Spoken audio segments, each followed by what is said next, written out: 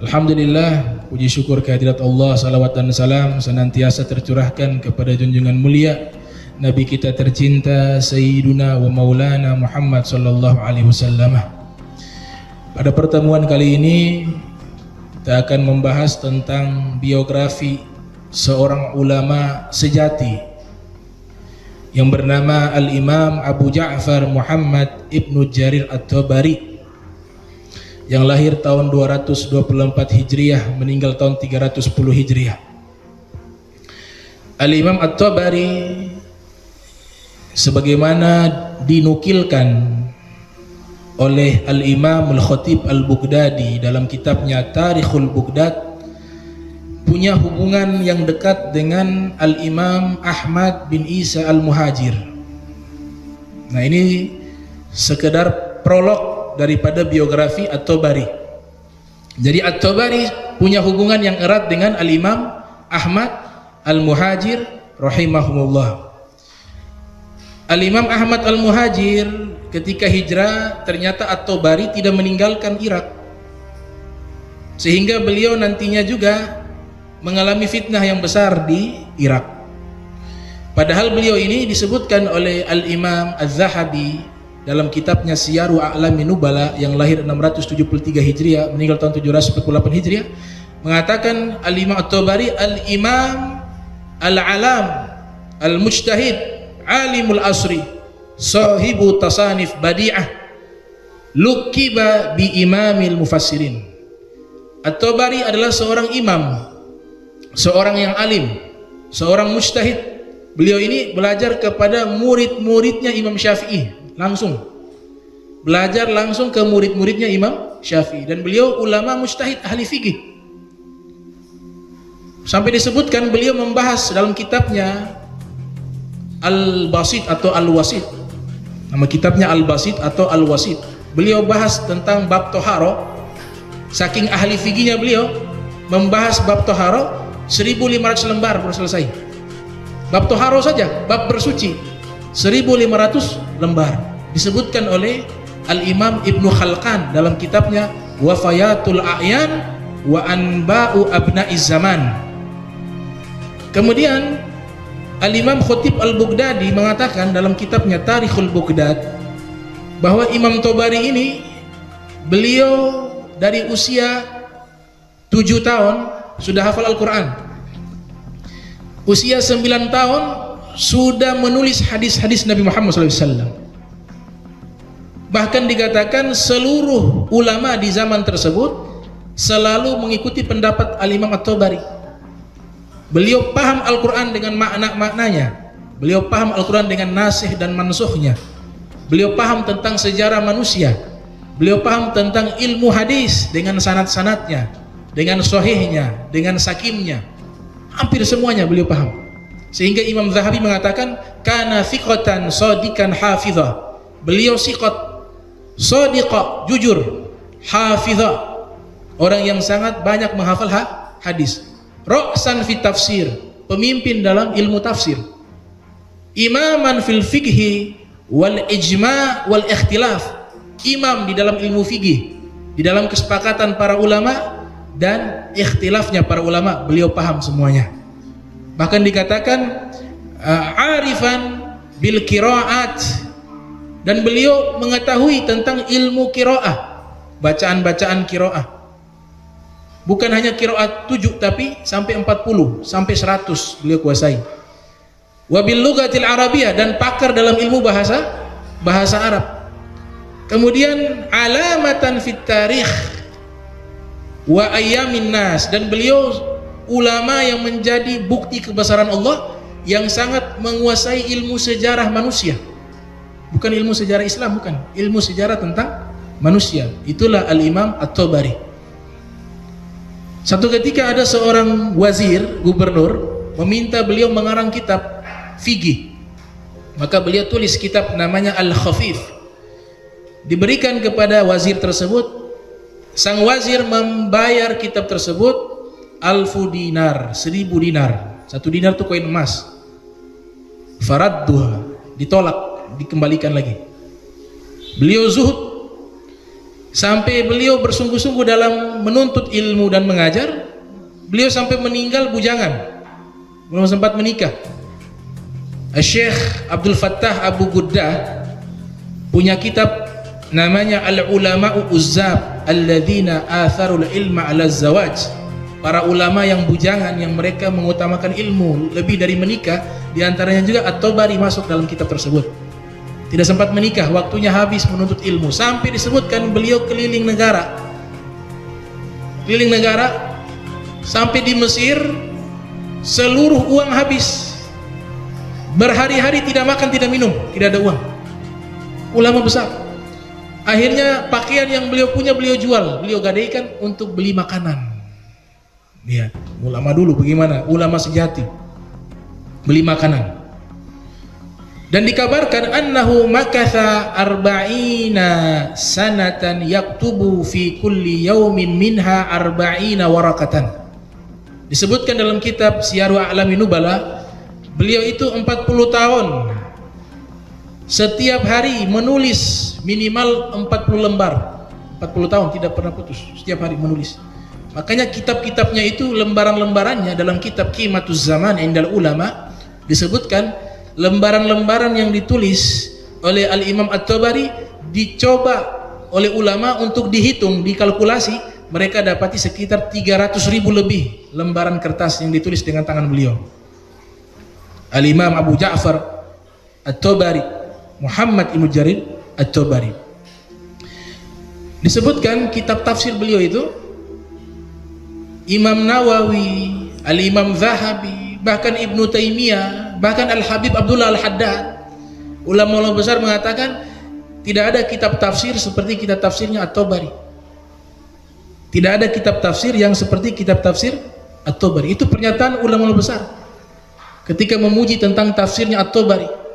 Ya, saya pernah baca, saya lihat, saya baca itu masalah fikih juga ada di situ, masalah qiraah juga di situ, masalah sejarah juga di situ, semuanya.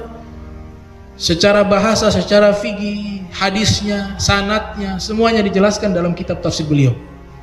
Sehingga dikatakan oleh Imam Nawawi, ajma'atil ummah, para ulama sepakat ala annahu lam yusannaf mithluh At-Tabari. Tidak ada lagi ulama yang bisa mengarang kitab seperti kitabnya At-Tabari, kata Imam Nawawi dalam kitab Tahdzibul Asma'i wal Lughat beliau yang lahir 631 Hijriah, meninggal 676 Hijriah. Al-Imam Az-Zahabi juga mengatakan lahu kitabun tafsir lam yusannif ahadun mithlahu. Beliau punya kitab tafsir yang sangat populer, Jami'ul Bayan. Tidak ada lagi seorang pun yang bisa mengarang kitab tafsir yang sama seperti kitab tafsirnya At-Tabari. Itu pernyataan Imam Az-Zahabi. Al-Habib Abdullah Al-Haddad juga mengatakan kitab tafsir yang bagus untuk dipelajari diantaranya adalah tafsirnya At-Tabari. Ibnu Taimiyah juga mengatakan dalam kitab Majmu' Fatawa bahwa kitab tafsir yang paling baik untuk dibaca adalah tafsir At-Tabari. Jadi disepakati oleh semua kalangan ulama. Adapun kitab tafsir yang namanya Tanwirul Mikbas min Tafsir Ibni Abbas, Tanwirul Mikbas min Tafsir Ibni Abbas, ini kan diklaim sebagai tafsirnya Ibnu Abbas. Tapi bukan berarti Ibnu Abbas yang menulis. Nanti masuk abad ke-5 ada ulama yang mengumpulkan data-data tafsir tersebut baru disusun menjadi kitab tafsir. Jadi kitab tafsir itu sudah mulai ada sekitar abad ke-5. Sehingga sebagian ulama mengatakan kitab tafsir pertama yang dibukukan menjadi kitab tafsir adalah kitab tafsir At-Tabari. Sebagian ulama menyatakan demikian dalam kitab beliau yang namanya Jami'ul Bayan. Luar biasa, ada yang bertanya kepada muridnya namanya Syekh Abu Bakar, disebutkan dalam kitab Wafayatul A'yan. Wafayatul A'yan itu kitab tafsir yang engkau miliki dari gurumu At-Tabari, berapa lama ditulis? Maka dijawab 3 tahun, ditulis selama 3 tahun. Kemudian bagaimana cara menulisnya?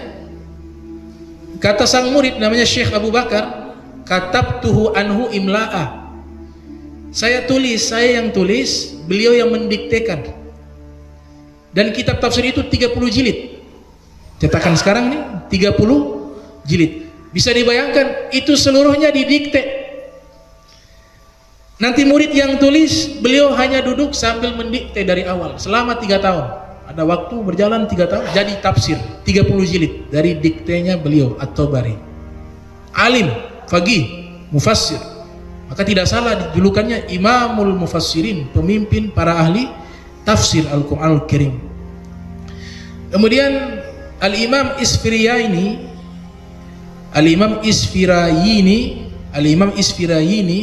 seorang ulama ahli teologi mengatakan, "Lau safara rajulun," seandainya ada seseorang berangkat ila Sin, ke negeri Cina, hatta yahsul kitab Muhammad ibn Jarir, lam yakun kathira. Dia berangkat ke negeri Cina hanya untuk mencari kitabnya At-Tabari, kitab tafsirnya At-Tabari. Lam yakun kathira, itu tidak sebanding dengan bagusnya kitab tersebut. Berangkat jauh-jauh cari kitab itu, kata beliau, itu tidak sebanding dengan bagusnya kitab At-Tabari, mahalnya kitab At-Tabari. Walaupun perjalanan jauh, kalau kita punya kitab tersebut, itu harganya belum cukup untuk memberikan harga kepada kitabnya At-Tabari, Jami'ul Bayan. Jadi ini pujian-pujian ulama kepada At-Tabari, khususnya dalam bidang ilmu tafsir Al-Quran. Nah, Al-Imam Ibn Katsir yang lahir tahun 700 Hijriah, meninggal tahun 774 Hijriah, dalam kitab Al-Bidayah wan Nihayah, beliau menceritakan Al-Imam At-Tabari ini ketika beliau ada di Irak difitnah. Jadi dibenturkan beliau dengan mazhab Hanabilah, para murid-muridnya Imam Ahmad bin Hambal yang ada di Baghdad, ada di Kufah, dan di sekitar-sekitar kota yang ada di Irak. Difitnah karena beliau ini yang menyebarkan mazhab Syafi'i di Irak. Karena mujtahid muntasib beliau. Mujtahid muntasib, punya gelar mujtahid. Sampai-sampai dituduh beliau ini Rafidhi, Syiah Rafidhiyah, dan dituduh beliau mulhid, orang ateis. Sampai disebutkan ada satu orang provokator namanya Abu Bakar bin Abi Daud, Ibnu Katsir sebutkan namanya. Dia memprovokasi masyarakat dan seluruh para ulama untuk memboikot pengajiannya At-Tabari. Jadi di waktu-waktu akhir umur beliau tidak mengajar. Kenapa? Karena diboikot. Lihat fitnahnya seorang ulama begitu besar. Diboikot, tidak bisa mengajar. Pada akhirnya meninggal dunia At-Tabari. Ketika meninggal dunia mau dikuburkan juga ditolak. Tidak boleh dikuburkan di sini. Maka sebagian murid-muridnya, karena beliau punya anak tidak menikah. Sebagian murid-muridnya melihat keadaan tersebut, mereka kasihan. Ini jenazah terkatung-katung, tidak boleh dikuburkan di pemakaman yang ada di Irak. Maka mereka menunggu waktu malam. Waktu malam mereka ambil itu jenazah, masuk ke rumahnya Imam At-Tabari, kemudian menggali kuburan di dalam rumah. Jadi beliau punya makam itu di dalam rumahnya beliau dikuburkan. Ini ulama besar Al-Imam At-Tabari, Abu Ja'far Muhammad Ibnu Jarir At-Tabari. Oleh sebab itu beliau ini dengan keikhlasannya, dengan kesungguhannya, sampai sekarang ini kitab-kitabnya masih dipelajari dan menjadi kitab tafsir rujukan. Bukan kitab tafsir sembarangan, kitab tafsir rujukan 30 jilid. Beliau punya kitab lainnya ada tentang tasawuf, namanya Adabun Nafsi, adab-adab nafsu. Juga punya kitab sejarah 16 atau 13 jilid, judulnya Tarikhur Rusul wal Muluk. Itu membahas sejarah sangat lengkap, sejarah para nabi mulai Nabi Adam sampai ulama yang hidup di zaman beliau. Bahkan di situ ada informasi tentang masa depan yang beliau tuliskan dalam kitab tersebut, yaitu Al-Imam Abu Ja'far At-Tabari. Ya, mudah-mudahan dengan kita menceritakan biografi para solihin, para aulia, kita dapat keberkahan mereka, bisa berkumpul bersama mereka, bisa mendapatkan syafaat mereka di yaumil qiyamah, mendapatkan syafaat Nabi Muhammad SAW, mendapatkan syafaat para ulama, para aulia, para solihin, dan mudah-mudahan kita diberikan cinta kepada mereka, didik anak-anak kita cinta kepada aulia, para solihin, Didik kepada anak-anak kita cinta dan mengenal mereka, sehingga kita bisa berkumpul bersama mereka dan mendapatkan syafaatnya mereka di yaumil qiyamah. Amin ya rabbal alamin. Bismillahirrahmanirrahim. Alhamdulillahirabbil alamin. Allahumma salli wa sallim ala sayyidina Muhammadin wa ala sayyidina Muhammad. Allahumma jam'ana hadza jam'an marhuma wa tafarraqna min ba'di tafarraqa ma'suma wa la taj'al minna wa la minna syaqiyya wa la mahruma. Allahumma nadhih qulubana anit ta'alluqi biman dunak waj'alna min qaumin tuhibbuhum wa yuhibbunak. Subhanaka wa bihamdika asyhadu an la ilaha illa anta astaghfiruka wa atubu ilaik. Wa sallallahu alaihi wa sallam Muhammadin wa ala alihi wa sahbihi wa baraka wa sallam wa lafu minkum.